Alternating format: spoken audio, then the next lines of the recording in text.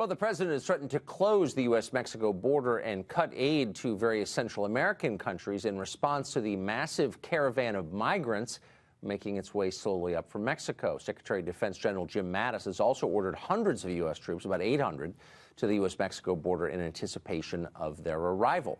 Roberto Hernandez is an immigration advocate who lives in San Francisco. He says he's happy the migrants are coming. He joins us tonight. Roberto, thanks very much for coming on.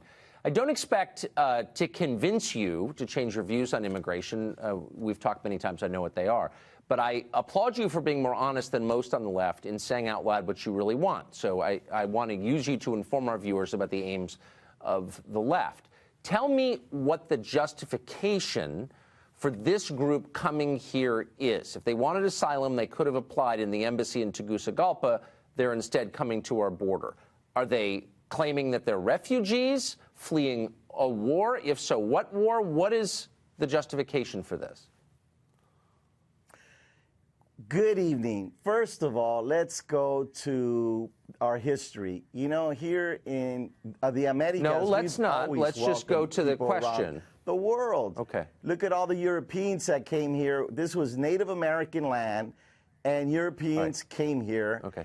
You've demonstrated an ignorance of history sufficient that I don't want you trying to educate us. And then I just want you to answer my question about right now, if that's okay. If we just stick to the question, what is the justification, the legal justification, for these people coming to our border and not the U.S. Embassy in Tegucigalpa?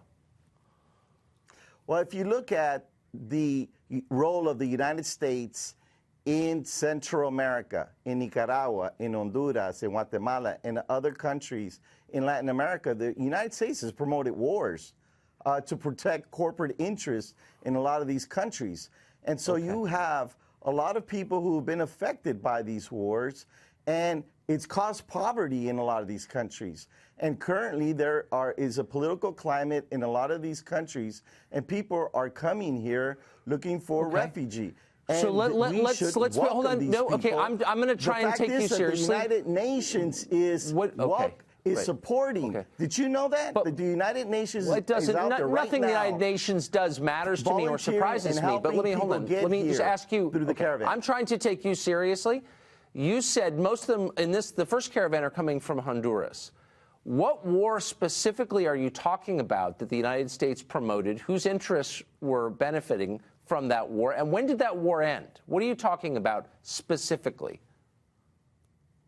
Specifically, look at the role of the U.S. government in Honduras. I mean, we can go here all day, all night. What war are you talking about? So I want to make sure give me the war. Tell me when it ended. Understand that okay, let me ask you this. Do you know of any involvement of the U.S. in Honduras? So what you're saying is you don't really know what you're... Hold on. What you're saying is you don't really know what you're talking about, but you're throwing out a talking point. We need to have a show just to talk about the U.S. government's involvement in Central America and the rest of Latin America. I'm asking you specifically, what war in Honduras are you talking about that the United States inspired that justifies this migrant caravan? What war? When did that war end? What year? What are you talking about, or do you not know? What I do. Okay, let's look at the role of the military of the U.S. currently in Honduras. No, but you said there was a war. So you're totally ignorant of the history of Honduras, but you are lecturing us about our responsibility to let these people in because of a war that we started, but you can't tell us what war or what year it ended.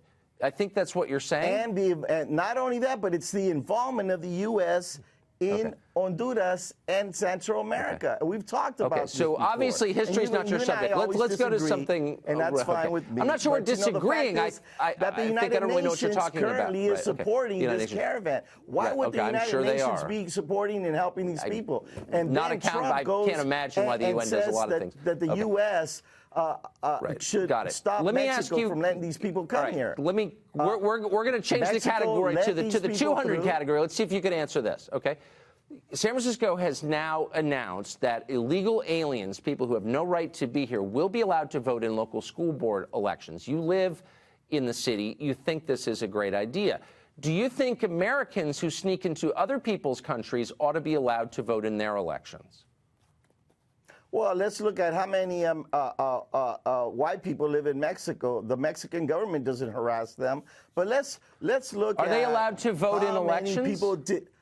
Look how many people did not vote in this last election. Look at the numbers. Okay. I would say as a performance artist, you're talented, but I just want to get at one straight answer. Are Americans who sneak into other people's countries without permission allowed, do they have a right to vote in those countries' elections? Do I have a right to sneak into Mexico and announce that I get to vote there? And if you don't let me, you're a racist. Is that a human right that I possess? So let's get it clear. In San Francisco, these individuals that are being allowed to vote are only voting for the election for the members of the Board of Education. Another question unanswered. And all right. these people, right, should have the right to vote specifically for those who are going to make policies and decisions affecting their children. Okay, so I asked you a couple simple questions. You couldn't come up with an answer. Text me later if those answers come to you. Okay, Roberto, I appreciate it. Thank you very much.